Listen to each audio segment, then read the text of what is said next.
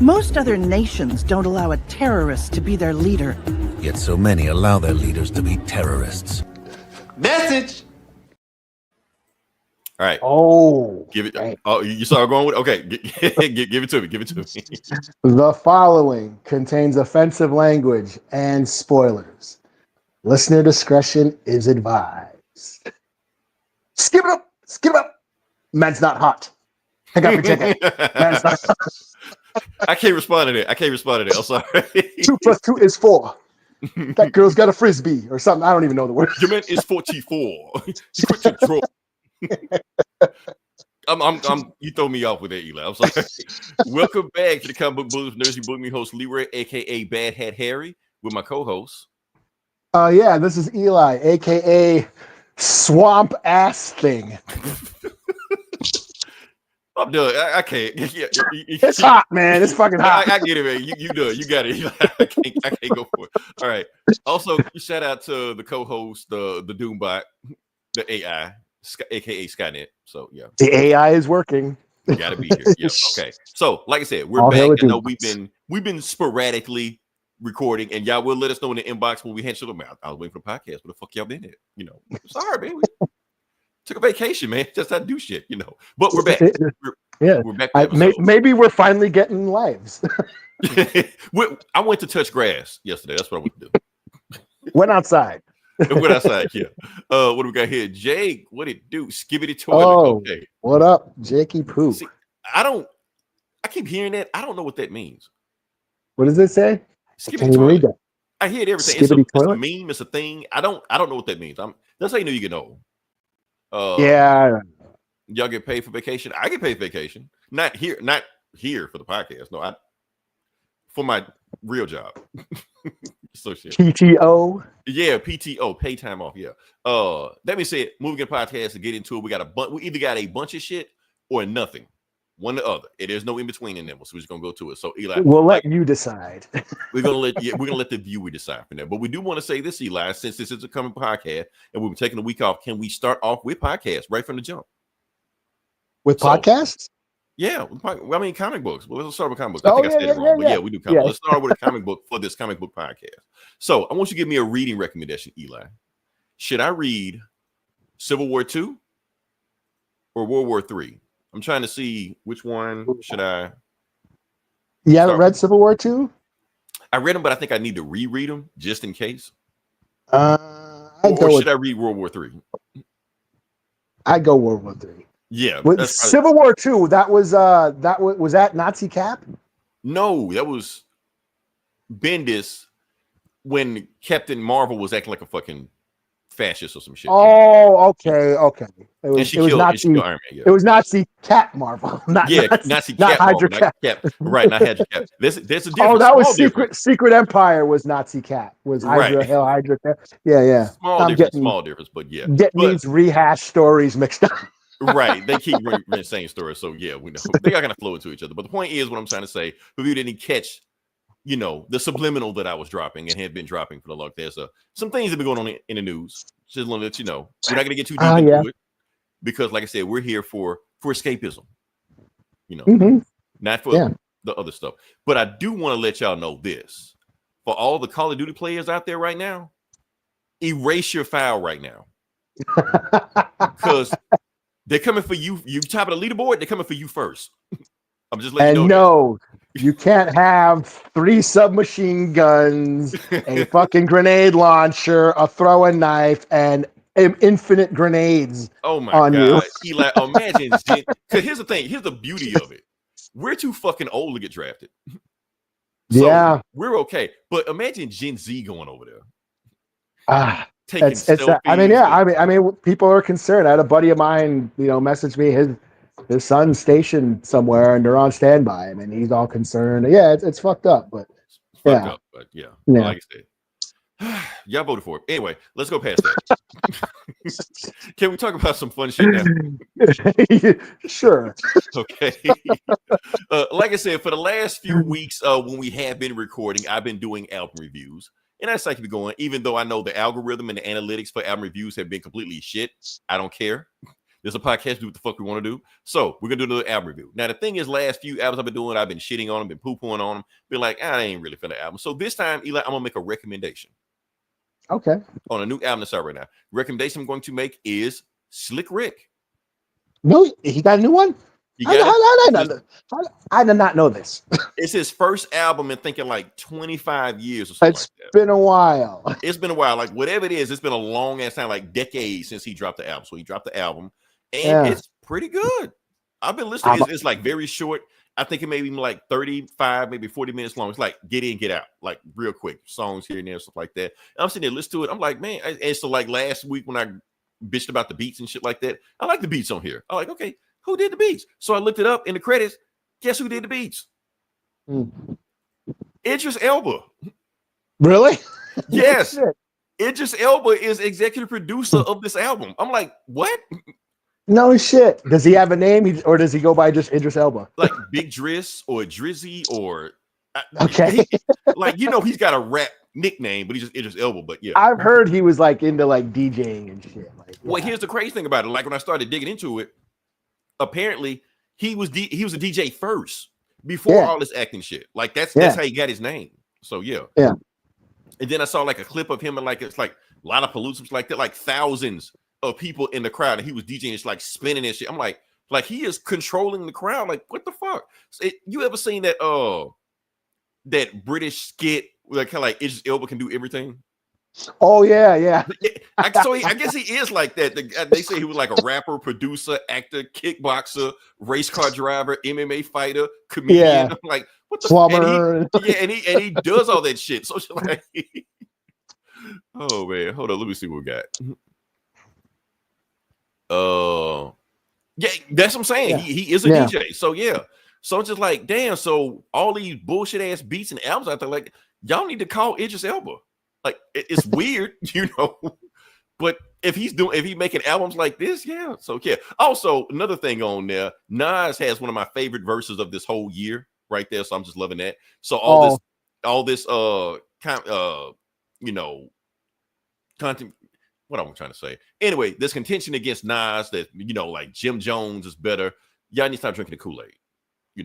Did you see what I did there, Eli? Jim Jones. Kool-Aid.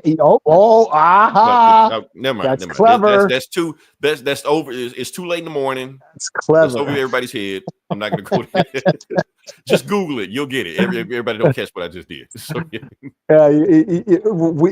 if you get it, you're old. You're old as fuck. Yeah. Shaq is also a DJ. No, not really. That's like saying Paris Hilton is a DJ. Not really. Well, Lottie Dottie. All right. We like the party. We don't. I'll check out the new Slick Rick. Don't bother nobody. Check it out. Yeah, you'll like it. That's all I got. We're gonna move on past that. Like I said, we came here for the thumbnail. Okay. So the thumbnail we're here for, we're going to talk about a movie, not a new movie. We're going to talk about, matter of fact, let's go down. An old ass movie.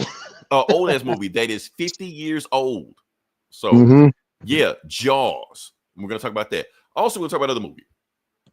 Because we did, okay, that's 50 years old for Jaws, but also 30 years old from today. Oh, not World War III. No, that's coming up soon. But anyway, Clueless. Yeah. Also, 20 years old from today. Batman. Nope, not that one. What the other one? The other one. What is it? Dark Knight? One. Oh, Batman No, Begins. Oh, yeah. I didn't do the list. I didn't see what was 40 and 10. I didn't feel like that. I'm pretty sure 10 is a Marvel movie. Well, shit. Let's talk about Batman Begins instead.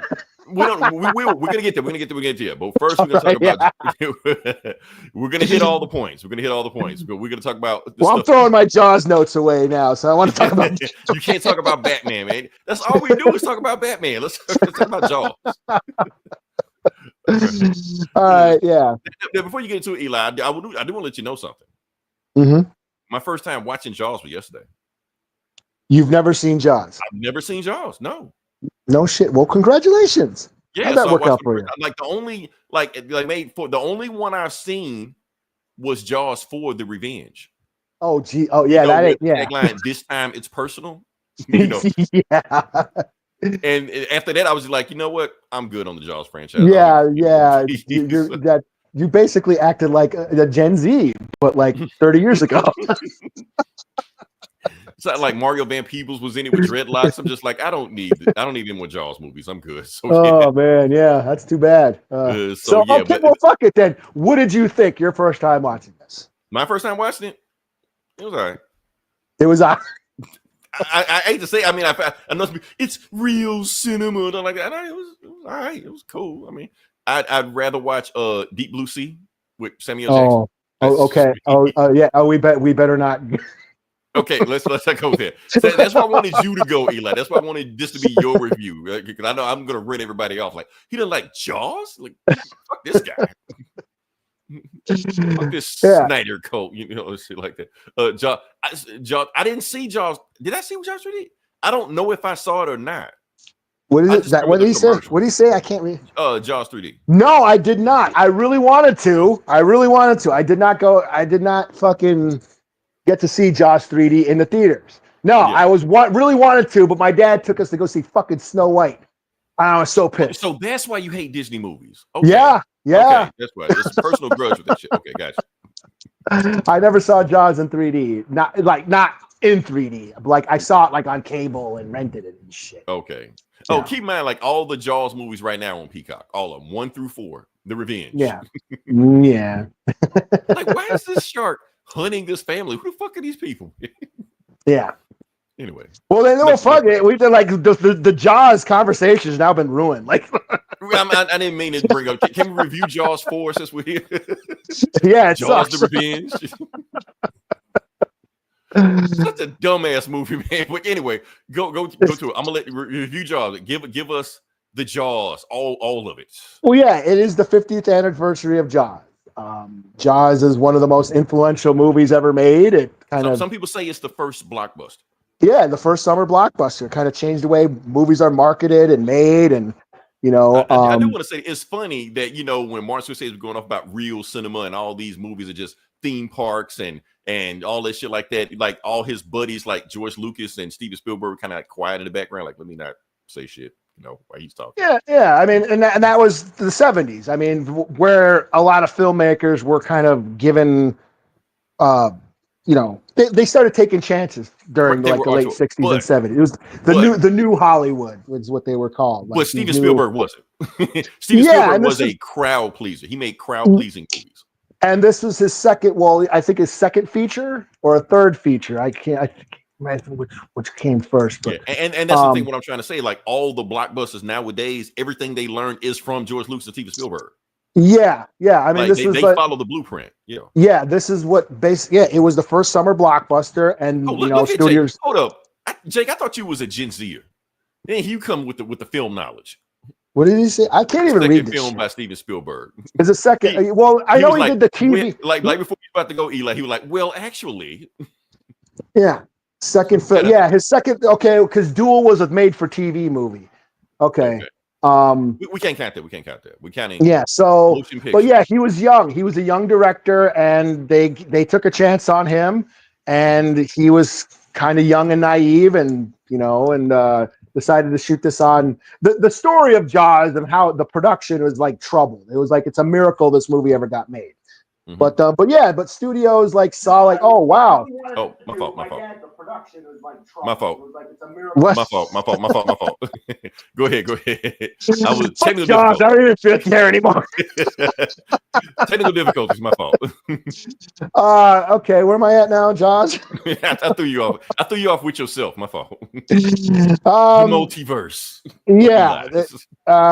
So yeah, I mean, it is. Jaws is considered one of the best movies ever made. Mm-hmm. It's also considered one of the best horror movies ever made. And that's this is what I was going to ask you. What genre is this movie? Yeah, it is considered one of amongst fans, like the consensus. We're not critics and fans alike. You got your, the uptight critics who like bougie, shitty horror movies like Hereditary and Nosferatu. But then you have like the real fans, the hardcore horror fans that like Jaws as well. And it is considered to be one of the scariest movies ever made. I believe.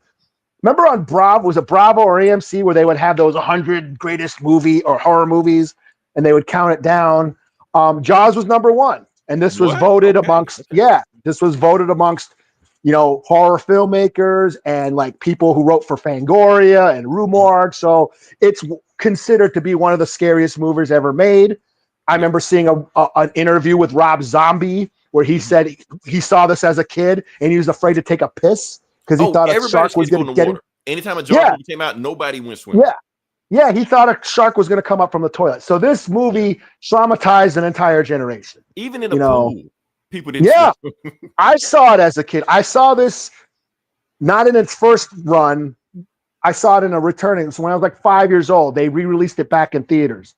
And this is before, like, yes, I'm old. This is before cable and video stores and DVDs and Blockbuster and streaming where everything's readily available all the time. No, if you wanted to see a movie more than once, you had to go to the theater and see it. And they would re-release movies in theaters. So when I was like 5, they put this back in the theater.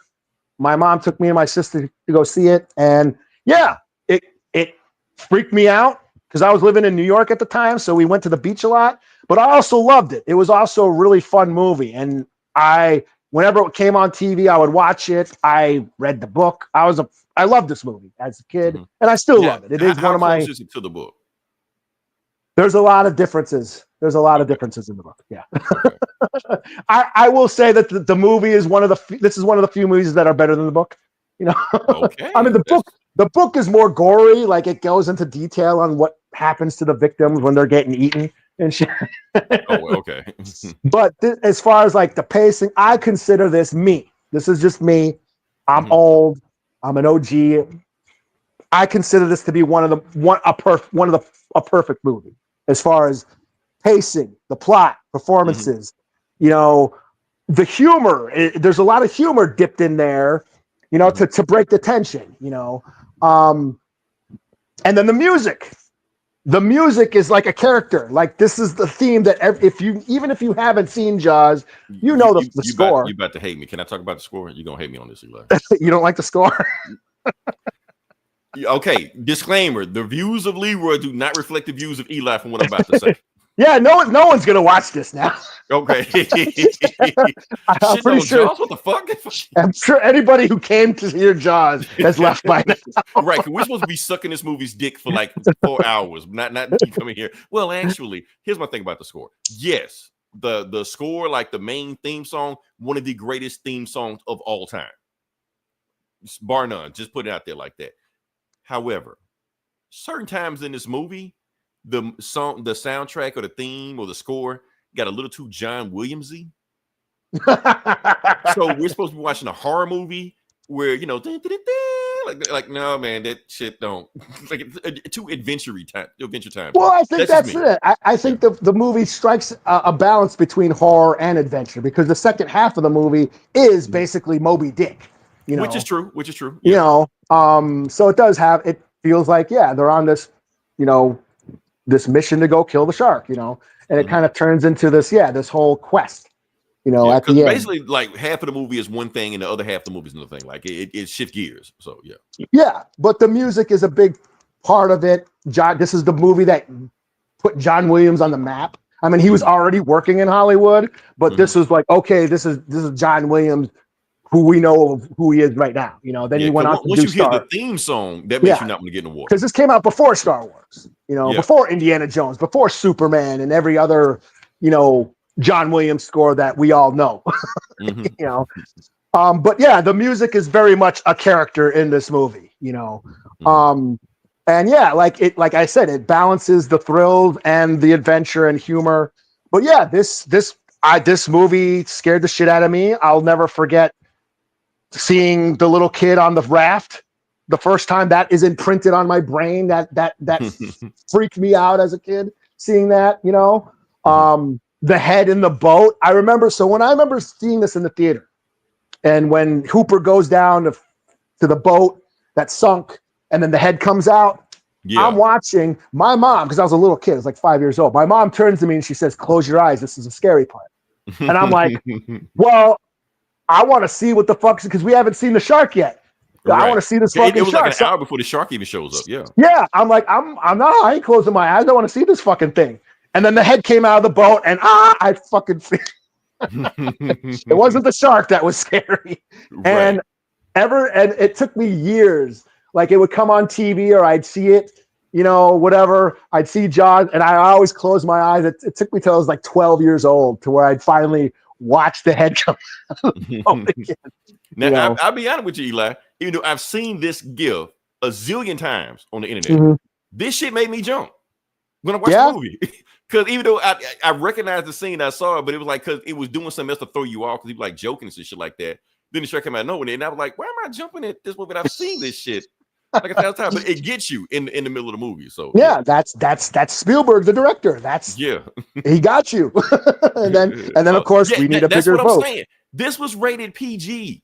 Yes. And I'm looking at this shit like, how the fuck is this rated PG? This movie is fucked up. Like this shit will scare kids. Gen X, man, we're a different breed, yo. That's why we're so fucked up now. I saw this was a kids movie, right? But yeah, like I'm saying, I mean, it's and of course, it had a troubled shoot. Everything that could go wrong on a movie went wrong. It's a miracle this movie got made. Steven Spielberg was young; he was in his 20s.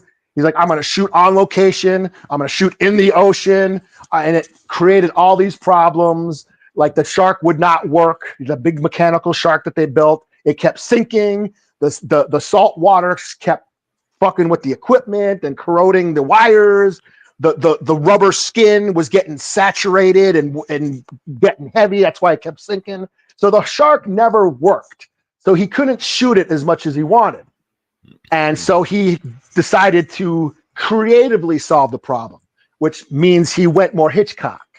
That's why he took on the point of view. That's where the terror comes in, the suspense, and it makes a more effective movie. The movie is scarier because he doesn't show the shark, know. And the shark is maybe like, how much do you see that? Like maybe a few minutes that the shark is actually on screen. And that's what I want to mention to you. Okay, like we say about how all these Marvel movies got all the DNA of these movies in there. Do you see the DNA of Jaws in other horror movies? Mm-hmm. You do? Okay. Yes. The point of view.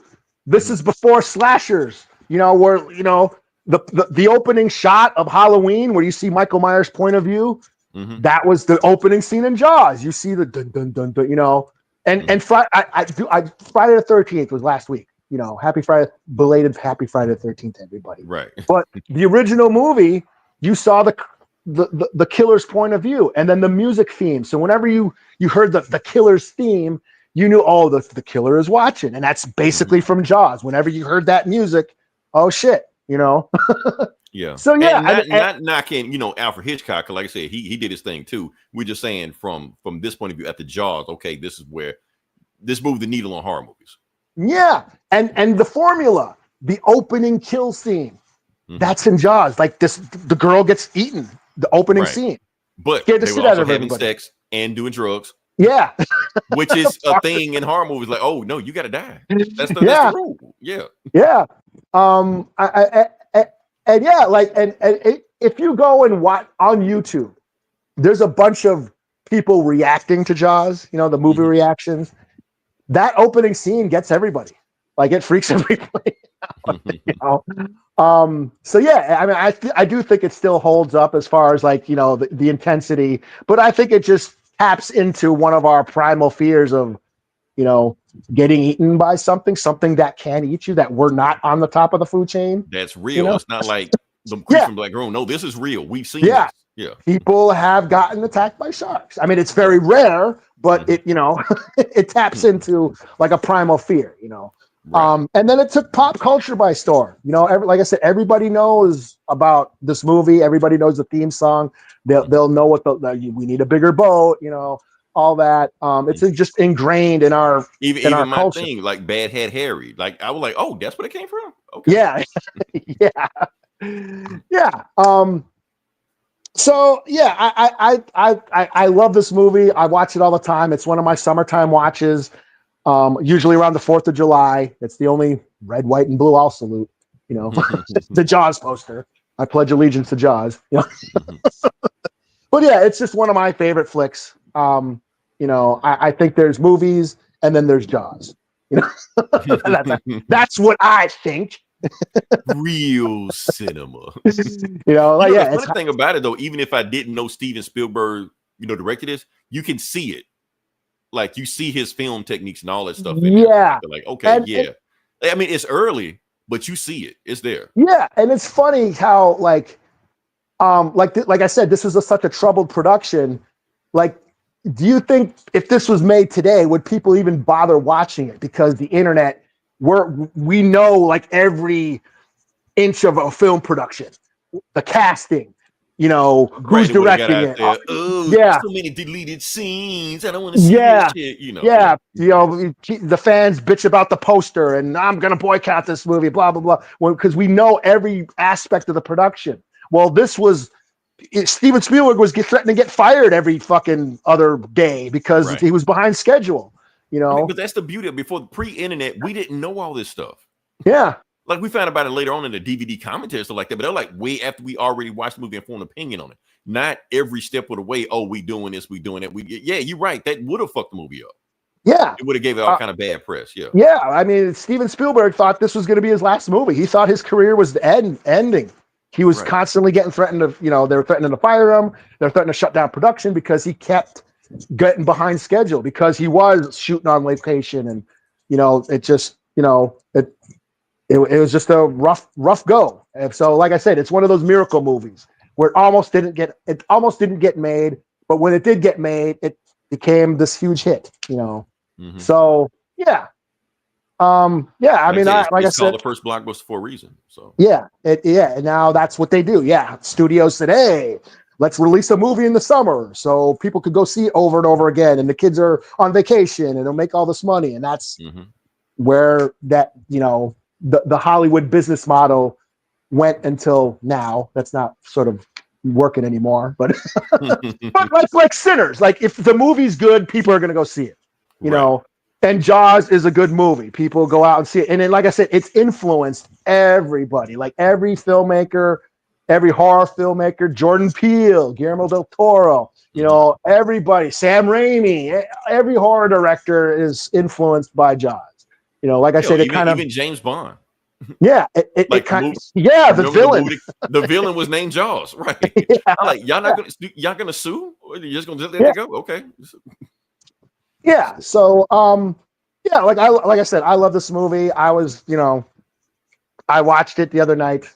I've been watching a bunch of docs and stuff on YouTube and reactions, and so yeah. We can move on if you'd like. Okay, yeah, that's cool. I mean, it's like I said, it's Jaws, classic movie. Like I said, every time I see a top 100 list or 10 list, like that, Jaws are there. It's right there. Yeah. I mean, it is old. It's dated, and people wearing bell bottoms and shit, and right. It's a sign of the time, So yeah, but it does still, like, some of the themes hold up, like the mayor who's like putting profits over people. He doesn't want to shut down the beaches because that's the money, that's the economy. So he's putting I'm glad you said that. You know what? Jaws remind me more of any other movie in cinematic history. What it reminds me of. Yeah. The other movie. Jurassic Park. Oh, yeah. All the DNA is right there. It's the same thing. They keep opening the park. Yeah. People keep getting eaten. So yeah. I mean, So if people want to say, oh, keep politics out of horror movies or keep politics out of movies, well, there you go. That's politics. The mayor does not want to shut down the beaches because of, economic reasons. He's putting money over the safety of the people, I'm not going to slap a rating on Jaws. It's Jaws. It's Jaws, It's Jaws. I mean, shit, I'm not going to slap a rating on it. So, well, like I said, it's like Godzilla -1. You can see the Jaws influence in that. So it's, even after all these years, it's still influencing movies today. If the Godzilla influences in Jaws. Probably, a monster. I mean, I'm just saying, like, we already know the history of George Lucas' Star Wars, that he was influenced by Japanese cinema. So what if Steven Spielberg was also influenced by the same thing? Yeah, and because it did remind me a lot of Godzilla. Also, we got -1, but remember the shit was back in the 50s also, and it did kind of have that feeling. Because didn't the government do the same thing in that movie? Would they try to cover up Godzilla? In the first one, I think they were just trying to. Yeah, I mean, well, they were trying to like get that weapon from what's his face. Yeah, but I think they saw the attack. They tried to cover it up until Godzilla popped up like, "No, motherfucker, I'm here." You know. Yeah, but as far as like monster movies, yes, that's what Spielberg was trying to do. He was trying to make a monster movie, a creature feature, and he was into monster movies. You know, it came from beneath the sea. That's why he wanted to show the shark more.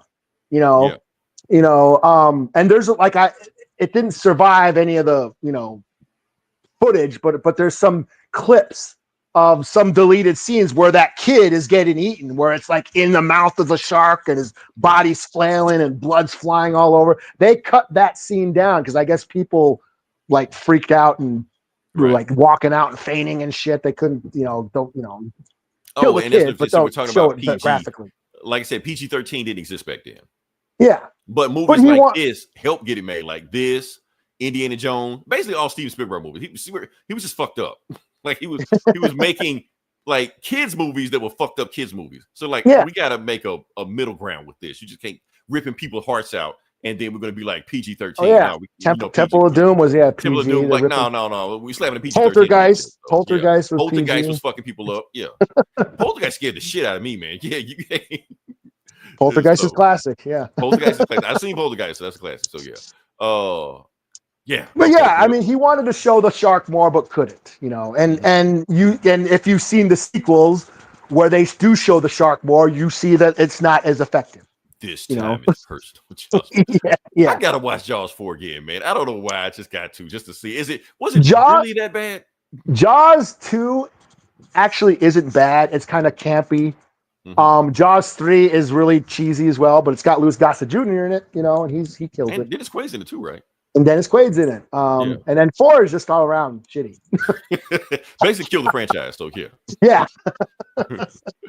Oh man. All right. Okay. Appreciate y'all. We're gonna move on to the next movie. Like I said, it was 50 years ago. I gotta do it, Eli. I got to. We got a podcast. What's the point of having a podcast? You can't do it. So I'm gonna do a review of Clueless. Yes, because it's the 30th anniversary of Clueless. I watched it also last night. And I just want to give my review of Clueless. Like I said. Oh, no, that sounds shitty. No. I was going to try and do the Barbenheimer, but do Jaws and Clueless. Jawsless. I was going to say something that probably would have got me canceled. Yeah, probably let's not go there. So, all right. So what do I think of Clueless? Like I said, fun movie. It's not going to be in the top 100 movies or 10 top movies of all time like that. It was just a fun teen comedy that I think it did subvert tropes. Now, the thing is, you watch Eli, I know you didn't watch a whole lot of 90s teen comedies, but I know you watched a bunch of 80s teen comedies. And the number one rule in 80s teen comedies, the popular girl is the most evil person in the movie. She's always the villain. Is it? Well, Heathers and all that shit like that. Yeah, that's how it always was. Oh yeah, Heathers is like a fucking talk about subvert thing. That's a fucked up movie. It's great, but it's fucking all the 80s movies were. But yeah, the Mean Girls. That's like the Mean Girls. Also like that. But basically, any high school movie, the popular girl is always the villain of the movie. But in Clueless, it's not. She's the protagonist. She's the main person. She's not a shitty person, at least not at first. She's trying to be a better person. Let me tell you the plot of the movie. The plot of the movie is basically, okay, so you got the most popular girl in the school. She gets a new girl comes to the school. She tried to make her the most popular girl in the school, but she's becoming more popular than her. But she realized that the reason she's more popular because she doesn't know shit about life. She's clueless. She doesn't know anything. So the whole point of her is trying to basically improve herself as a person. She's a popular girl, but she knows she's shallow. So she's just trying to become a better person. And I thought that was a pretty good message. So it made it where the most popular girl in the school wasn't a shitty person. She was actually cool. She smoked weed, cursed a bunch of times. I'm like, okay, that worked. But another thing, there's a whole bunch of people in this movie that came away with it. You're like, oh, okay, cool. Let me see. I hope I don't fuck this up. Let me see. Oh, Stacey Dash was in it. Everybody's crush in the 90s until we found out she was batshit crazy. She became a correspondent on Fox News, but that's another thing. Who else we got? What else was she in? Stacey Dash, Devil in a Blue Dress. Oh yeah, okay. She was sexy as fuck in the movie. Anyway, Okay, move yeah. past that because I can't. I gotta separate Stacey. I have seen that. Yeah, I gotta separate Stacey Dash, 90s Stacey Dash from now Stacey Dash. That's no, not gonna do that. Okay. Anyway, boom, Brittany Murphy. Yeah, she was. In the movie. Yeah. Started. That's how y'all know Brittany Murphy. This is how I know Brittany. Oh no, not that. I fucked it up. Damn That's it. Slick Rick? No, that's not Slick Rick. It looked like Slick Rick. I'm pretty sure he did it. I fucked it up. Anyway. Yeah, I got my glasses. Yeah. I didn't fuck it like, oh, hell yeah. We're going to like, oh, no. Slick Rick was in Clueless? Like, oh, shit. No, maybe I should watch this movie. That's that dude. You know that dude. The other guy in Scrubs. Oh, that dude. That guy. That dude. Yeah. I don't know his name. Whatever like that. Yeah, that guy. I wouldn't say his first movie, but it was the first time I've seen him in something. So, yeah. So he was like in a bunch of stuff before he got in Scrubs. He just became that dude in Scrubs, Also, Paul Rudd. Oh, really? No shit. Yeah, he was the main guy. The whole movie about her falling in love with his stepbrother, and Paul Rudd's a stepbrother. So okay. Yeah. Oh, so that's why porn sucks now. Is this because this fucking movie? So just like this Jaws influenced horror movies. Yeah, Clueless ruined porn. Right? Clueless fucked up porn. Right? Because that's the plot of every movie now. Because every time now it's just like, oh, that's Clueless. Okay, yeah. So Paul Rudd. Yeah, well, fuck this movie. Not his first movie. He was in a Halloween movie or some shit around the time before. Also, so yeah. Oh yeah, he was in one of the. Yeah, I can't remember which one, but he was. It was 5 or 6. Yeah. Yeah, one of them. The one that we stopped watching because, yeah. But yeah, like I said, it was a lot of influence people now. What do I think about this movie? Here's the thing about this movie. I'm gonna be honest with you, Eli. Just like I was honest about Jaws, I gotta be honest about Clueless. I'm sorry to offend anybody about this movie. I felt like the plot of this movie was kind of aimless. I do feel like this should have been a TV show, which I'm almost sure it probably was a TV show at one point. They probably did pitch it as a TV show because it just felt like it had a plot, but the plot was like meaningless compared to just people doing shit, But it was just fun watching people do shit, watching, because the thing is, like, you watch the movie, like I'm watching it when I was a teenager versus now is a completely different experience because, like, the jokes, I didn't catch a lot of jokes they were doing, but now I watch, like, they were making fun of these girls the whole time in the movie, like all the shit they were saying, they didn't know they were saying dumb shit, so that was the whole point about the movie. So I'm like, okay, cool, so that's all I got. Well, okay. Well, I'm just gonna let you know that I was not offended. Okay, thank you. I didn't know you were going to leave like, fuck this, man. Look, no, I've never seen Clueless. I apologize, or maybe not. You too metal for this shit. You like? I just some shit. No, there was a time in the '90s where I didn't like anything. Like I hated like every movie that came out. I was gonna say that. I was gonna say because I've been noticing on this podcast. I like, man, Eli hates the '90s. Like, pretty much. Yeah, a lot of movies. Like I hated, yes, all your favorite 90s movies, I probably hate. Name it, I hate it. Yeah, I mean, I've named them all. You hate all of them. Yeah. Did you ever see that episode of South Park where I think it's Kyle or Stan keeps seeing shit? Everything is shit to him. That's kind of how I was in the 90s. Yeah. The 90s was shit. Because like anytime I bring up anything 90s, you just shit on it. So just like, okay. Yeah. That's when I started. The OG hipster. He was. Yeah.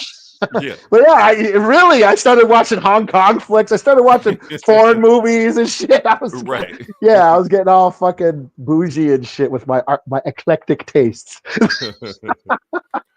Oh, man. So, okay. Eli, I want to throw in a curveball. You know what? No. Before we throw in a curveball, let's do this. Because before we get even weirder in this podcast and we lose everybody else, let's talk about it. Batman Begins. Yeah, let's talk about it. Because it is the 20th anniversary, so let's at least get that knocked out the way. So okay. Fucking awesome. I don't know what else to go, but I know you're not gonna hear me say, oh, I don't know. But no, that movie fucking awesome. Love it. Yes. Matter of fact, honestly, you shouldn't be here unless you watch the movie. That's the entry cover to listen to this podcast. So sorry, you're not. If you haven't watched Batman Begins, get the fuck out this podcast. Don't listen to us. Or know who Batman is. Yeah, or know I'm sure everybody knows who Batman is. Everybody knows who Batman is, but you got some people that are like, well, I never seen Batman Begins. Should I watch it? Yes, you should fucking watch it. Cut this shit off. Go watch Batman Begins. Come back and watch it. I don't know what to tell you. It's a fucking awesome movie. So shit. Now I don't mean to offend anybody. Uh-oh. But I'm good. Here we go. Or maybe I do. But I actually think Batman Begins that's my favorite out of the Nolan trilogy. That's a hot take. That's a hot take. Yeah, it is. I know. But I actually love this. I I remember this coming off of Batman and Robin, the Schumacher shit. True. And then coming into this, we're like, holy shit, Batman's being taken seriously. And it was like a ninja movie. I was having so much fun with this movie. I forgot I was watching a Batman movie. And that's the whole point. Like, and the studio Warner Brothers tried to cut that shit. They were like, it's too much. It's not enough Batman in this Batman movie. Like, no, that's what makes the movie awesome. Yeah. Because he's like putting all the pieces together. Yeah. You understood. This movie made you understand Batman more than any other movie. It touched things that weren't even in the comics. I mean, yeah, you had Year One, you know what I'm saying? But it's even that doesn't go as deep as this movie did, as far as his psyche and why he does the things he does. And yeah, I love this movie. And then when I remember watching it and being so into it, and then halfway through he became Batman. I'm like, oh shit, yeah, Batman. It came out of nowhere. It's like, oh yeah. But when you recount it, when you look at it, you like, I mean, the whole thing he was doing was putting Batman together. Yeah, I was so puzzle. So yeah, I was so into it. I was so into the character development and the origin that I forgot I was watching a Batman movie. And so when he first became Batman, it was a Batman movie. I was like, oh yeah, this is and I was so much more into it. I was like, I got even more excited. Like I loved this movie. And the way, I mean, I'm not shitting on Dark Knight. I love the Dark Knight as well. I just don't like it as much as this one. So that's all. Like, I know it's the internet. What you think? Dark Knight sucks. Fuck you, you piece of it's shit. binary ones and zeros. Yeah, like no, I like Dark Knight better, but at the same time, this movie is still fucking awesome. I mean, and I can point out the flaws in Dark Knight Rises and bitch about a bunch of shit, but I saw that multiple times. We're not going to do Dark Knight Rises, even when that comes 20. We're going to skip that. So, but I, for the most part, I enjoyed that as well. But no, it's not as good. It's not as good as the other ones, but yeah, not as good as the other ones. Yeah, but yeah. So yeah, we recommend this 6.5 out of 5. That's all we're gonna talk about. No, we got to talk about Batman longer than Clueless, man. Come on. No, we don't. We always talk about Batman. We never talk about Clueless. Well, we got to give the people what they want. Okay, I guess let's take a poll. Who?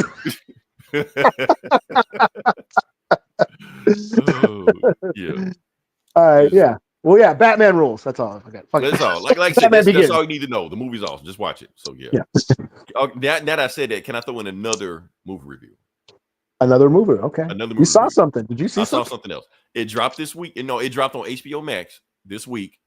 And I started to watch it, and I watched outside. Let me give it a hold up, because I need to. Because I know we're gonna run people off when I do this one. If your clues didn't run you off, this gonna run you off. More Batman talk, please. Sorry, Jake. We're done. So did you read did you read a Batman book? I didn't. Sorry. Not this week. What? We didn't. But that's all. But don't worry. We're gonna talk more about Batman later. Absolute Batman last week had the debut of Absolute Bane. Absolute Bane. Yep. Okay. So, now that was pretty cool. I'll talk about. Okay. Sure. You're gonna hate this, Eli, but I'm gonna talk about it anyway. All right. All right. So the movie I saw on HBO Max was a Minecraft movie. Oh, okay. Yeah. How'd that go? I gotta talk about it. Okay. Here's the thing. I watched the movie. I had no fucking idea what was going on in this movie. But I still enjoyed it. Okay. Here's the thing about it. It's like once you accept the insanity and understand that nothing makes sense, or I just didn't understand it, you enjoy it. That's all I could say about it. I mean, like I said, Jack Black was being the most Jack Blackiest he's ever been in a Jack Black movie, And for some reason, Jason Momoa almost felt like he was doing a low-end Jack Black impression. Okay. Jason Momoa was weird as fuck in this movie. I don't know what the fuck he was doing in this movie. It was so weird. But yeah, the movie was just weird as fuck. Still fun as hell. Funny as hell. Like Jennifer Coolidge, Stifler's mom, shit like that was in this movie for no reason whatsoever. It had the funniest lines. I don't know why she was there, but she was funny. So yeah. Hold on, we got just watch Clown in a Cabbage Patch. Oh, did he see that? Clown in a cornfield? He said Cabbage Patch. Clown in a cabbage. Is that a thing? Okay. No, it's a new horror flick that I've been waiting to see it. It's on streaming, but you got to rent it.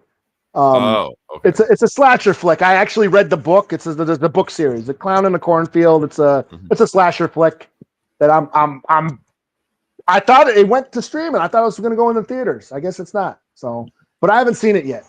Any good? T, let us know if it's any good. Yeah, well, he likes everything. He'll say it was dope. Oh. He likes everything. Gotcha. But that's all I got. I saw it. That's it. Moving on past that. Okay. We'll slap a score. I don't know. I'm gonna say 3.5 out of 5. Cause like I said, I don't know what the fuck was going on in the movie. I felt like little kids would know. Like for instance, like when they said chicken jockey and you see the chicken jockey memes, I feel like if you say chicken jockey to a 10-year-old, they activate and get triggered like the Winter Soldier. I feel like that's what it is. Okay. But when I watched the movie, I don't know what that meant. Just watching the shit and that's it. So yeah. I almost feel like if a 10-year-old would explain all the shit to me, I feel like that's me explaining X-Men to you, Eli, or to anybody outside yeah. the podcast. Yeah, it's just like, is this what I sound like? Or like, okay. remember when was it Five Nights at Freddy's? Where we didn't know, we thought it sucked, but I guess everyone else loved it. They do the lore of Friday. Who play the game and shit loved it. Apparently there was a whole lot of lore in this shit, but to me it just felt like random shit was getting thrown on the screen. That's what now that's getting a sequel and everything, and like I was like, I could barely get through that motherfucker. He said go see it. He loves it. So yeah. yeah. Well, I want to see it. I read the book, so I'm actually quite excited for that. Okay. But slasher movies so far have been hit or miss, man. They've been going at the box office. My girl loved the Minecraft movie. Cool. I mean, like I said, it's a fun, even though I don't know what the fuck was going on, it was a fun movie. I don't know what to explain, So the jokes are funny. I found myself laughing at dumb shit that didn't make any sense, but I don't know. I don't know. Weird shit. It's a good bad movie if that makes any sense. My son played a little bit of Minecraft, but he was more into Roblox. Oh, Roblox is like the new thing now. Yeah. Yeah, like he was more into that. So, but I don't understand any of it. So I guess it's like Transformers to GoBots. I guess I don't know. I guess, yeah. I don't know. So let me say, we move on to the next part of the podcast. Sure. Yeah. All right. I do want to talk about this. James Gunn did an interview this week. And he dropped like a whole bunch of news and stuff of what he's doing with the DCU and basically like, whatever he did before, he's like, I'm giving everybody an update. So since he gave an update, I'm giving everybody else an update, letting you know what's going forward, because even though he gave us a list before, that list has been shifted. So the next movie, like they're putting all their money in and fast tracking right now, is Clayface.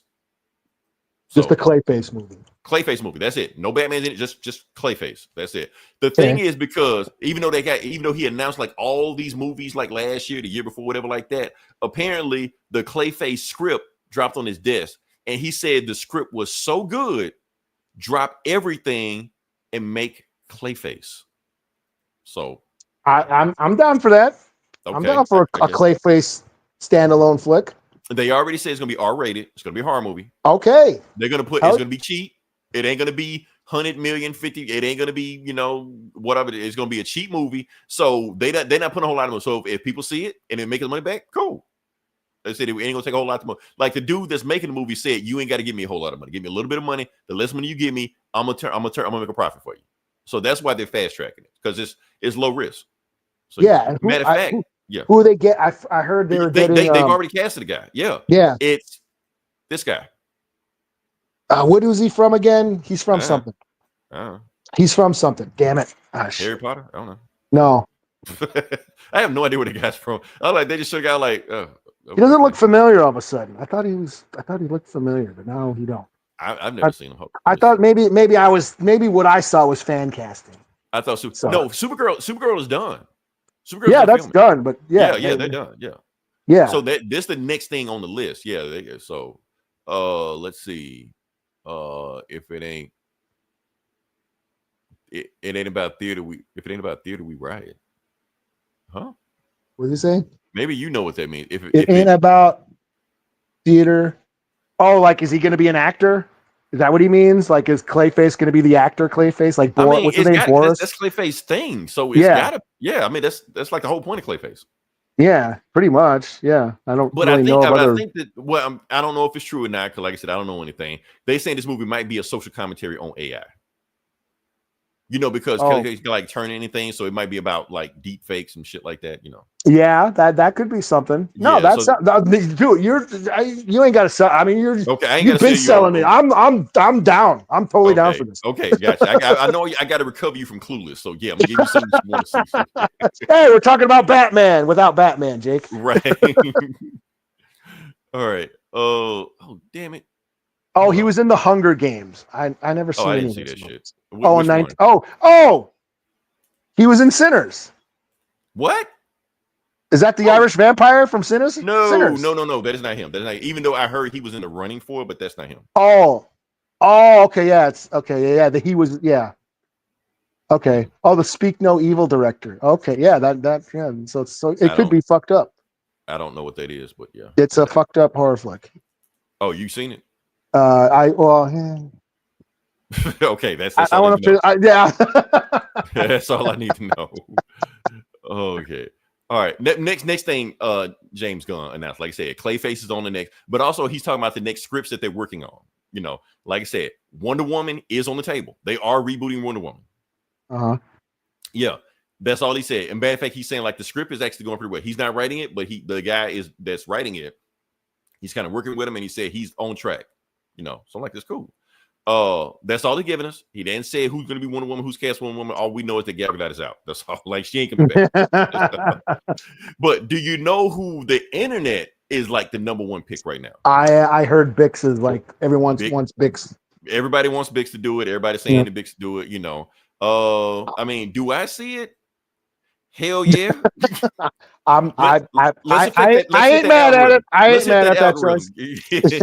Go algorithm. Understand. You can look at it. Come on, man. That's her. Matter of fact, here's how crazy it is. Like, the internet is going so crazy over Eli.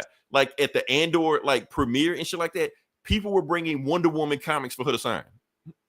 Oh, no shit. Yeah, they were just like, people actually, are you Wonder Woman? Are you Wonder Woman? She was like, call James Gunn. Leave me the fuck alone. So that's going on right now. So look, James Gunn, I know you don't listen to shit we got to say. You probably never heard of us and like that, but this is the easiest casting. Like, this is going to get us in the seats right now. I mean, this is it. You got to do shit else. Oh shit. So yeah, that being said, okay, now he's working on Wonder Woman, and he also gave us an update on the Batman 2. Oh, yeah. It's basically saying that, what's the guy, Matt Reeves? He said it's still in effect. It's still working, but Matt Reeves hasn't turned in the script. He's returned his script by June, by the end of June. So he has 5 days or some shit. Yeah. It's I heard he was out. Like, last I heard, he was out. Like, Matt Reeves was off. Like, was quitting the Batman. That's what I'm saying. James Gunn said he's heard the rumors. He like, no, the movie is still on. He just hasn't turned in the script yet. That's all. Yeah. So once he turned in the script, they can get serious. But he said he's not going to shoot a movie until he gets a script. Matter of fact, that's what James Gunn said. He said that's what be fucking up Hollywood, that they shoot all these movies without a script. He like, that's what fucked up Marvel. Like, he specifically said that. I'm like, is James Gunn turned into Darth Vader to Kevin Feige's Obi-Wan? Like, are they adversaries now? He talking shit about his old bosses like that, But, he's his apprentice who went rogue. First, I was a learner. Now I am the master. Only the master of evil, James Gunn. But that's the only, and that Batman 2 is not going to be a part of the DCU. That's still a standalone. And that's another thing also. And that's what some people are thinking right now also, that James Gunn trying to get Batman off the ground, but you got this other Batman over here. I'm thinking he's putting the screws to Matt Reeves, like, Matt Reeves, you better hurry the fuck up or I'm killing your movie. Yeah. Well, I also okay, hey, go ahead. No, I'm saying, because I don't think he wants two Batman to be around, because it's too Yeah. And when I saw that interview he did where he's talking about, like, he's waiting on his Batman movie because he's trying to figure out how he can tie Batman into the DCU. Right. Because he said every Batman story's already been told. Yeah, that's what he's saying. He's saying, like, Batman for him is the hardest character to make right now. Yeah. Yeah, because he got it. And I get, and a lot of people like got pissed off at him and got mad, like, how you can't make Batman? But it can be like, Batman is hard to put in the DC universe. That's because that's what the Snyderverse failed at. We talked about this. I've said this. I don't like Justice League Batman. Right. That's why Christopher Nolan, when he made the Dark Knight trilogy, he specifically said, I don't want my Batman in whatever Justice League shit y'all got. Yeah, and that's why they had to hold off on the Justice League. Yeah, and I'm not talking about the Snyderverse. No, I don't like Justice League Batman in the comics. Right. Like, I mean, we get it why they throw him in it because he's popular and want to sell the book, but he really don't make sense. He's supposed to be the smart one, when you got like the Atom and people that throw trains and people that time travel and shit. But he's the smart one. He's the one they rely on. So but Batman in Gotham City, it makes sense, Yeah, that's why my favorite Batman stories are just him solo. But I thought he was supposed to like bring Damian Wayne into it. But and then we could been saying, but you know how they are. Because then we could see Batman as a father, right? Well, actually, you know what I want to see? I want to see Damian already like in the League of Assassins. Yeah, I know they're not gonna do that, but I want to see that. Then just make a Damian Wayne movie. Then fuck it. I mean, you could make a Nightwing movie. We need a Nightwing movie. Oh yeah, it is. Yeah. Which is another reason why she probably gonna get picked because I mean, hell, you already got Jason Momoa, right? And then we can have that fucking Wonder Woman Lobo crossover. We need it. Can I just throw that up there and just leave it up there, Eli? I keep telling you we want hits. If we want to monetize, just do that. Just throw up Bix. Yeah, okay. Yeah. Get clicks, right? And just disappoint everybody when they click on it. Right.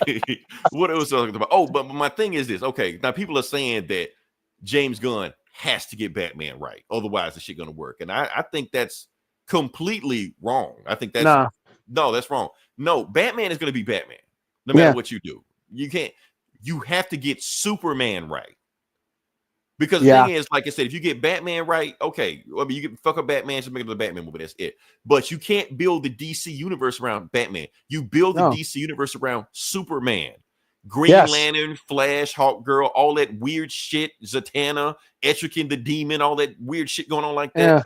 It doesn't fit. You can't fit that around Batman. It doesn't make sense. Because that's what Snyder did. Snyder basically turned Superman into Batman, a dark, whiny, brooding, emo Superman, and that's like you work. Can't do that. No, you gotta fit this weird ass world around Superman. Superman has to be anchored. Matter of fact, the DC editor back in the 70s said this shit. Batman is always going to be Batman, but DC will always sell as well as Superman sells. If Superman ain't selling, we ain't selling. If Superman is selling through the roof, we're selling through the roof. What they always work based on what Superman does. So that's why this movie has to get this movie right. Like if this movie comes out the gate and it sucks, that kills your franchise right there. But if you get a good reaction for it and it's selling stuff like that, now you got a foundation. Yeah. But you can't be middleweight. This shit got to hit. But like I said, Batman's gonna be Batman. That's the reason why. Like it would just make sense technically for Robert Pattinson to just go to the DC universe, but you can't do that because he doesn't make sense in the universe James Gunn is making. Yeah, you got to have a Adam West wacky Batman or some shit. yeah, that's what you need. You need, I mean, I get it. I get why he's taking his time. Yeah. So that's my thing. So people keep saying that this shit don't work without Batman. No, the shit don't work without Superman. Like they need to get Superman right. That's where everybody else always fucked up. They didn't get Superman right. Yeah, because Superman is a different tone. Yeah, like I never got into the Brave and the Bold. Like, you know what I mean? Mm-hmm. Like I love the animated series and even Batman Beyond. You know. Right. And then even the Batman, even in the Batman and Robin, Adventures of Batman and Robin. I liked all that shit. The Brave and the Bold, where him and Green Lantern around in space. I don't fucking. Oh, you didn't like Aquaman showing up and shit? Outrageous. I don't think I made it to that one. Oh man, I love that crap. I love Brave and the Bold because it's so fucking stupid, man. That's why I like that shit. Yeah. Oh, Blue Beetle showing up and shit, but yeah. All right. Yeah, but like I said, he's the superhero with no superpowers. Right. You know? That's just weird as shit. He's my favorite superhero because he didn't have superpowers. What the fuck does that mean? That means he ain't a superhero. Yeah. Like the whole point has superpowers. So yeah. Put your drawers on your face and go to space. Right. Oh shit. All right. Can we move on to the next part of the podcast? Sure. Okay, like I said, it's there, Jake. We talked about Batman. I said we were going to talk about Batman again. So yeah, don't worry. We're not going to get past a podcast episode without talking about Batman. We always find a way. We will find a way. All right. So so I'm gonna let you go first, Eli. What you got with that? Well, I'm gonna do my big one, man. The big one? Okay.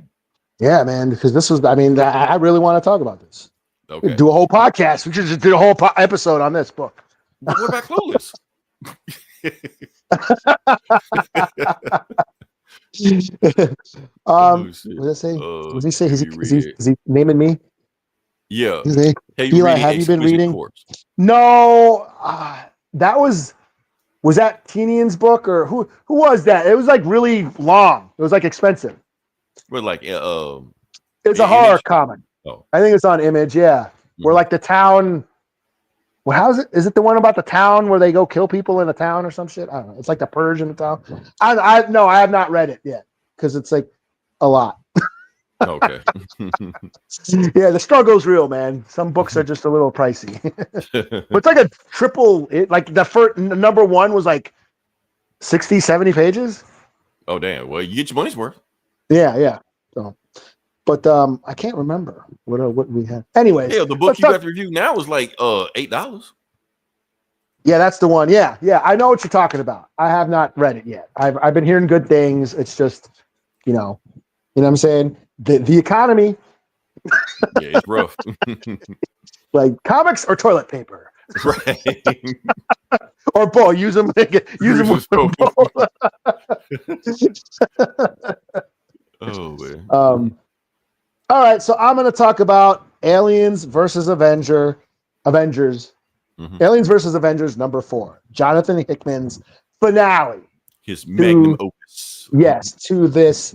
Now, I will tell you this, Eli. I didn't read this issue, but I did get caught up.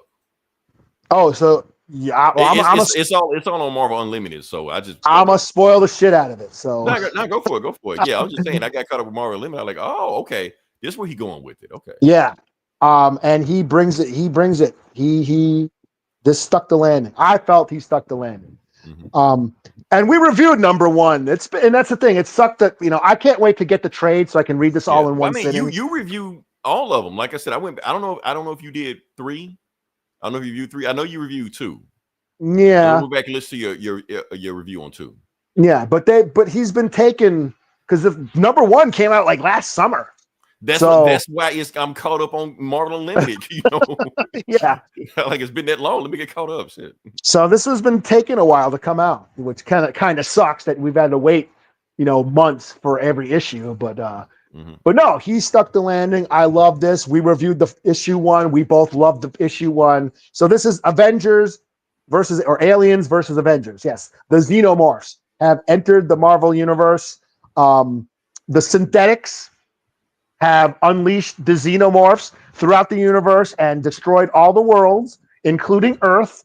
All the Avengers, basically most of the Avengers have died because the Earth got overrun with aliens. Mm-hmm. Stark Tower turned into a spaceship and they flew to Mars to get away because they were, they breached the city. They pissed off to the X-Men, so yeah.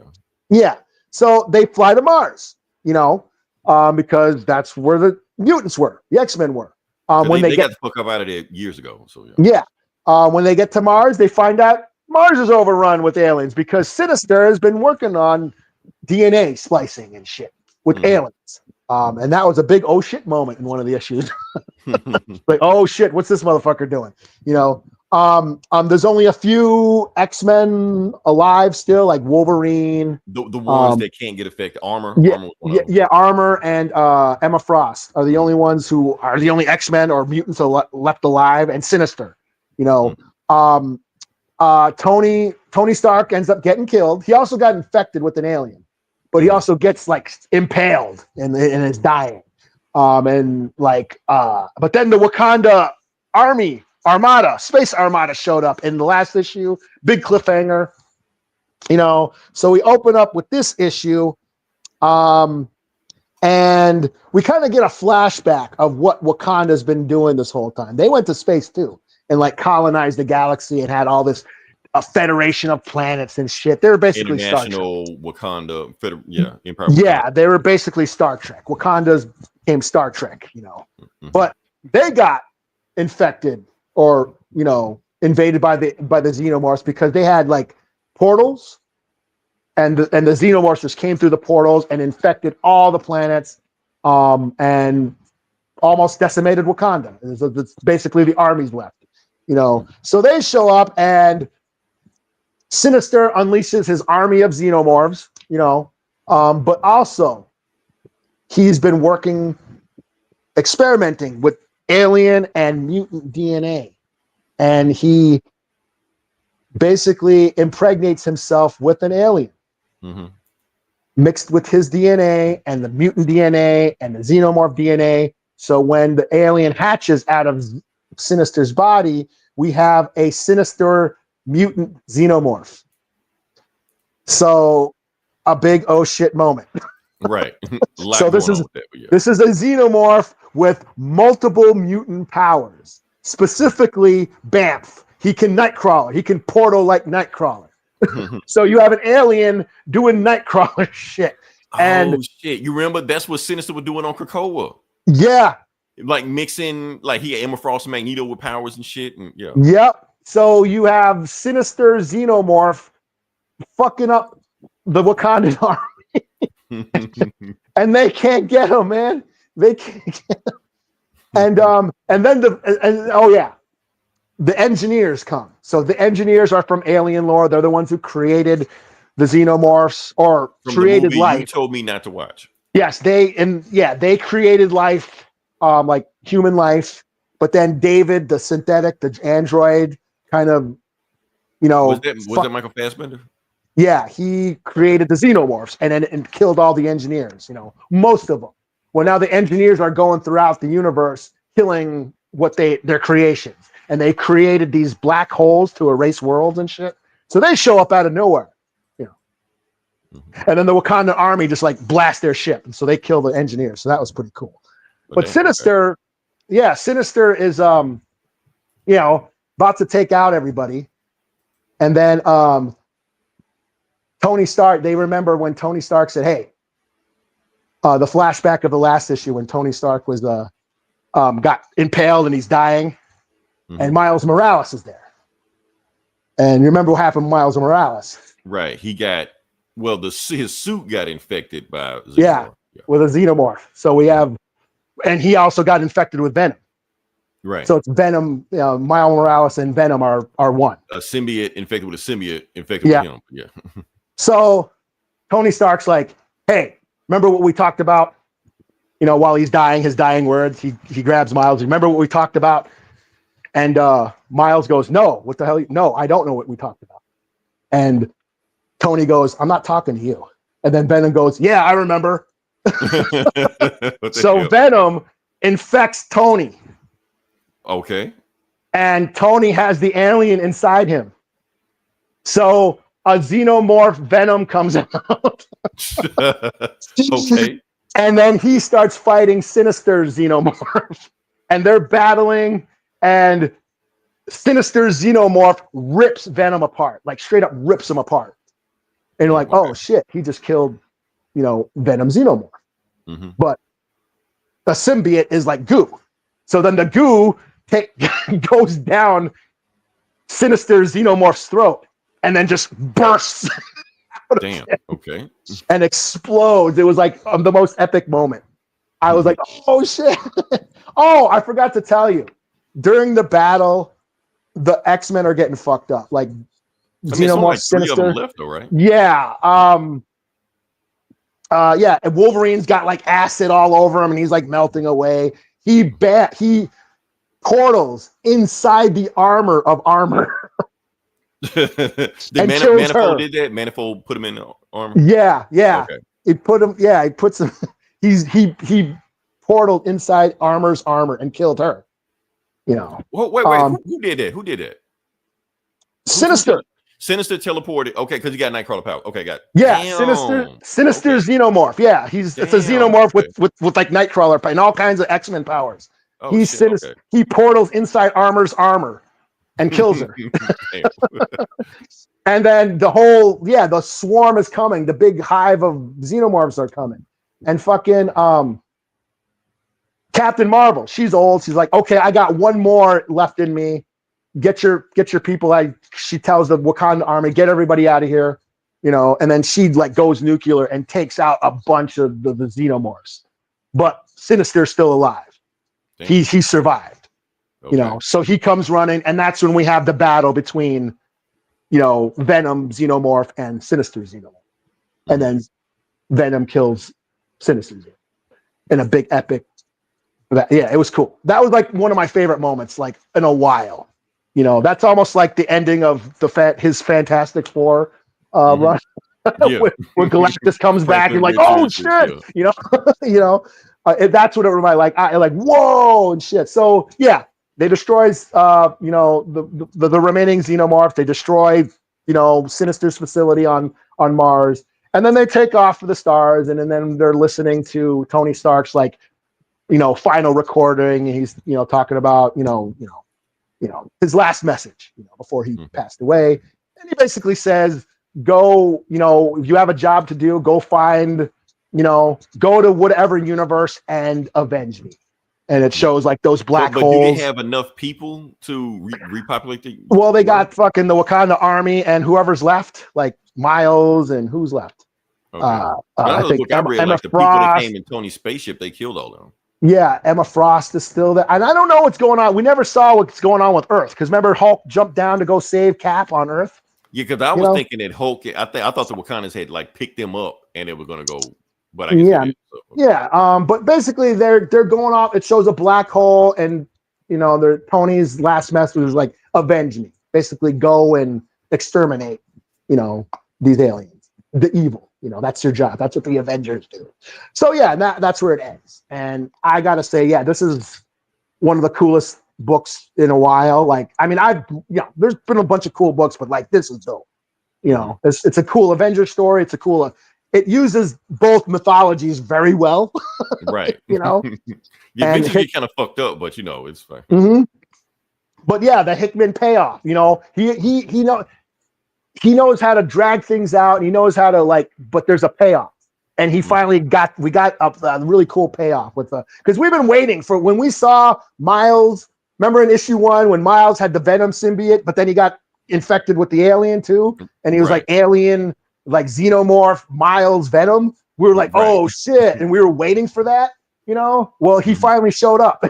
Had it in his back pocket wait for something to happen. Okay. Yeah, and I was waiting for that, and because we haven't seen him since issue 1, and he showed up and whooped ass, and it was dope. So yeah, this is a 5 out of 5 for me. I can't wait for the trade. This might probably be my book of the year when we talk about our best of list. This is on there. This was dope. So yeah. Gotcha. Okay. Okay. Well, first book I'm going to do is since we're on Avengers, I'll stick with Avengers. Avengers number 27. Like I said, I have not been keeping up with this book. I don't know what the hell's going on, but the reason I'm reading it is because let's see if I get back. Sorry for the anticipation. Here we go. Found it. Get in there. The reason I picked this book up because, damn it. Okay, T'Challa's back. Now, he's been gone in the Marvel universe for months. Just gone, just out of here. He just went to space like I'm gonna go handle some shit, and we ain't seen him.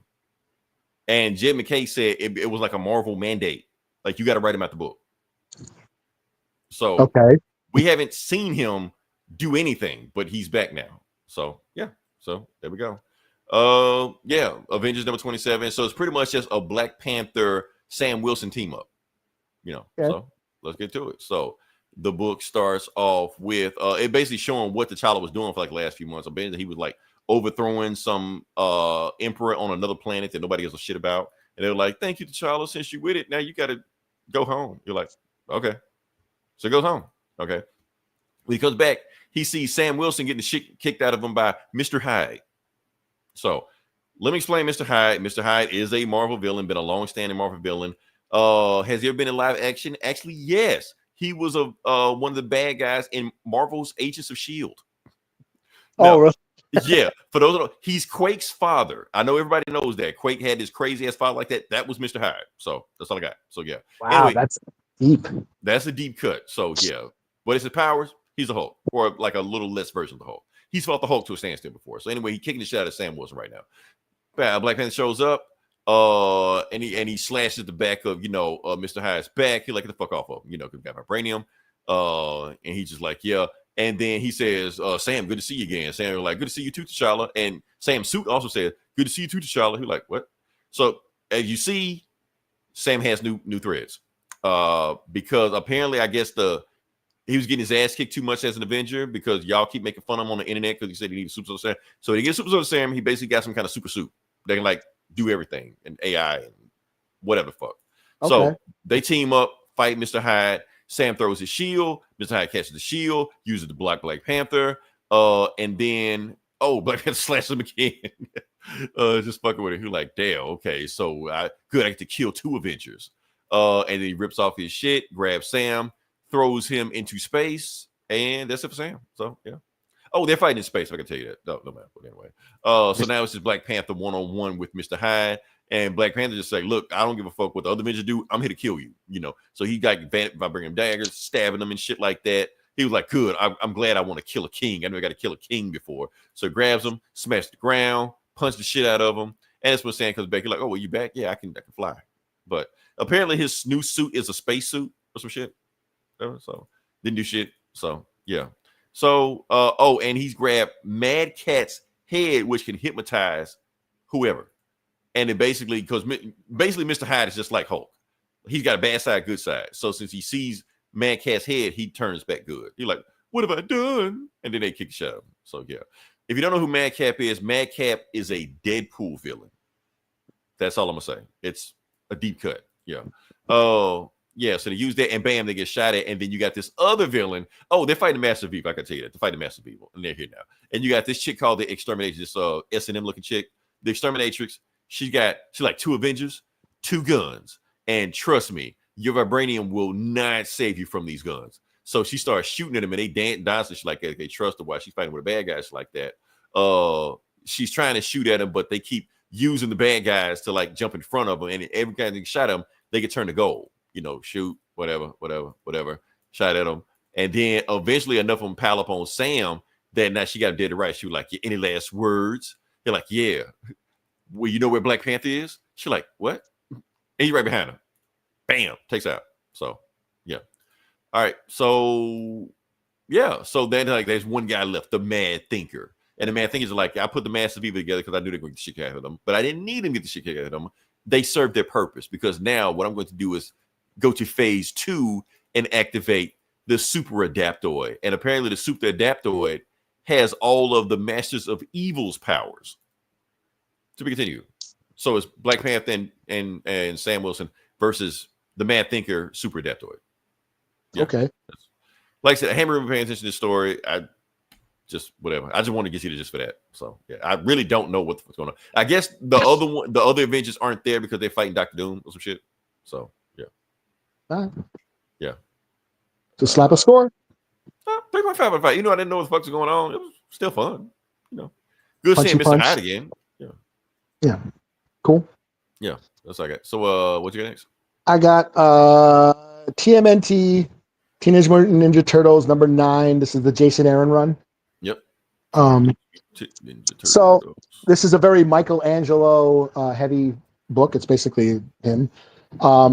He goes and tries to rescue Donatello, who's been captured by that corrupt mayor. And Donatello is like really crazy. He went nuts and shit. For those who haven't been following, he's like talking to a dead rat, thinking it's Splinter and all that shit. Oh, but Michelangelo goes in and tries to rescue him from the containment facility that he's being housed in. But it's a trap. He's been moved. Raphael shows up too. They're like, hey, what the hell? It's a trap. So they get out of there. They go and recoup. They find Leonardo's meditating by a dead rat, and they're like, what the hell? Where were you? You were supposed to be brothers. And they have this bickering. And we basically see, throughout this series, the turtles have been, they're fractured. They all kind of hate each other, and Donatello went nuts, And this one, they're finally all kind of sort of bickering and letting it all out. It's your fault. brothers You did do, but this. Yeah, so we get to see that, it's always fun to see the turtles, bickering and they're the banter that they have, Michelangelo ends up getting pissed off and storms out, and he goes on he's been going around doing vigilante shit. He comes on a group of like a shark gang. They're wearing masks and shit.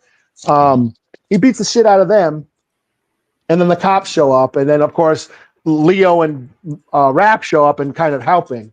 And then while they're fighting, Michelangelo starts thinking he's hearing the dead rat, talk to him. Mm-hmm. And it's Splinter telling him, fight as one, you are brothers, and basically giving him advice.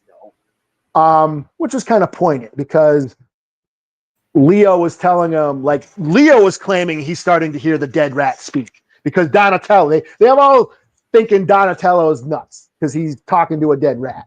But Leo's like, instead of shunning Donnie and he's crazy, let's try to see the world through his eyes.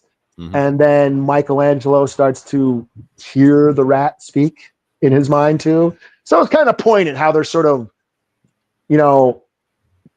having this sort of compassion and empathy for Donatello, instead of, yelling at each other, which they've been doing. Instead of bickering at each other and yelling at each other, let's try to help our brother who's really, needs help. So it was kind of poignant, and that's kind of where it ends. No, this was good. This is one of the, I've been into this series for a while.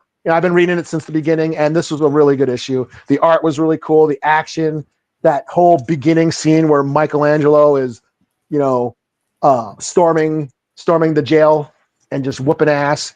It was very much reminding me of The Last Ronin. Oh yeah. So yeah, it was cool. This is a real 4 out of 5. I really dug this issue. So, yeah.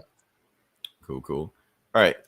Last book I got. Like I said, and you got yours. Last book I'm going to do is Supergirl.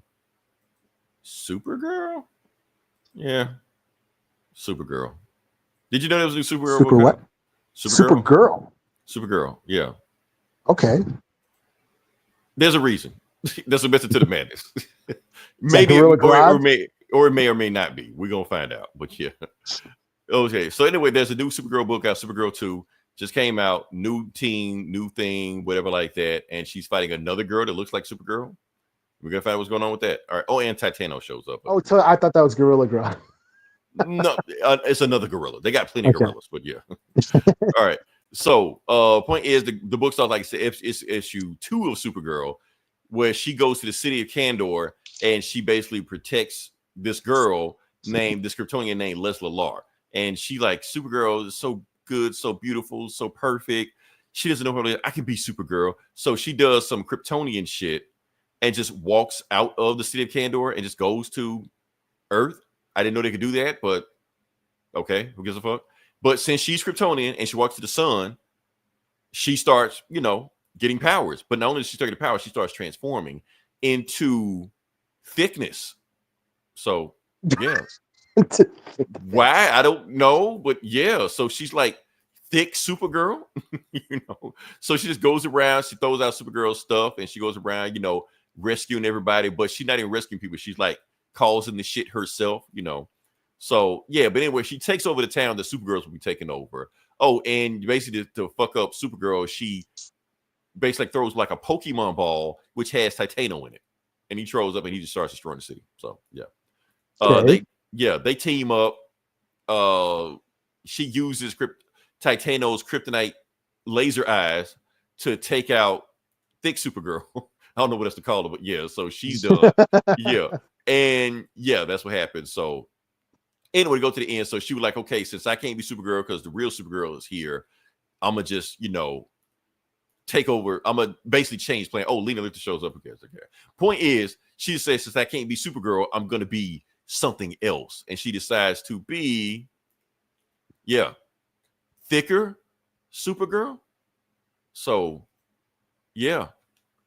Okay. That's why I called I was like, I tweeted James Gunn, cast whoever this is now. I don't know who, start thinking outside the box. But don't cheat us now. Right. We want all of that. Yes. In that costume, all of that. Yeah. I'm pretty sure the cosplay already exists. I haven't checked. I'm scared to go down that rabbit hole. I'll wait till it comes to me. Don't be scared. No. I don't know what I'm going to find, Eli. I don't know if I go down that hole, I can come back out. So I'm going to just wait for the algorithm to find me instead of me go look for the algorithm. So, yeah. That's all I got. I just want to talk about Thick Supergirl. That was it. So, yeah. Okay. Well, yeah. I ain't mad at it. Oh, man. Anything else we got? Or no, I'm pretty booked out. I did read that Psylocke, which is fine. Have you heard that they're canceling that book? I figured it was, they I'm sure like a shit ton of the Iron Man book, canceling that. Yeah. Yeah. Other stuff too, but I didn't get a list, but yeah. But yeah, it's fine. It's fine. And then what else did I read? Oh, the Godzilla versus Avengers. Yeah, that was not good. I did not like that. Okay. It was very, very cheesy and campy and a little too campy, yeah. I get it. If you want to be campy, make me laugh, and it just didn't. I mean, Godzilla goes down that road sometimes. Yeah, but you can, and I get it. I know Godzilla can be silly. I know that. It's just, I just wasn't feeling it, And I'm not saying I wanted dark, evil Godzilla and dark. No, I get it had Fin Fang Foom in it and shit. But it's just like a lot of the bickering is like, I guess my gripe is there's a way to write Spider-Man and there's a way not to write Spider-Man. And when writers are like trying too hard to make Spider-Man funny or like Deadpool funny or Deadpool, yeah. And it just wasn't gelling for me, and that's what was kind of killing the book for me is, hearing, Spider-Man constantly crack wise and, that was about it. So, but I think that's it. Is that it? Did I read? Oh, G.I. Joe. I read the G.I. Joe, which is fine. Talking about G.I. Joe, yeah. Yeah, G.I. Joe was fine. Yeah, it not much happened. Baroness went on some vacation in Paris, and shit starts happening. Major Blood showed up, and that's about it. So nice. Okay. But that's been I've been going, been going on that book. So, but yeah, that's about it. Cool. What else I got? Okay. So sometime before the next episode, okay, because somebody said I got sent this comic. Let me see. Glare showed up. Okay, still Glare showed up. Black Wall Street, because Black Wall Street. Oh wow. Yeah, it's a comic. So it's not digital. It's only physical. They said, well, I bought it. I paid for it. It's a local from Jackson. They're from Jackson. They wrote this. So sometime before the end of this week, hopefully, I'm going to do an interview with them. And we're going to talk about this. Okay. Yeah. Cool. We're going to see how it goes. We were going to do it this week, but we got tied up doing stuff, so it's cool. We're going to figure it out. We're going to review the book, going to talk about the book. They're going to be on here. We'll go from there. So we will set up. But just be on the lookout for that. So yeah. Cool. All right. That's all I got. I'm good. Like I said, Eli, I didn't know if this was going to be like the longest show ever or the shortest show ever. It's somewhere in the middle. It's an average show. It's an average show. We did it. We found a way to make it. We finally got to the end. Thank you, Clueless. So, yeah. So check us out next week. We'll go from there. Until then, it's Leroy. This is Eli. We talk to you guys next week. Same bullet time, same bullet channel.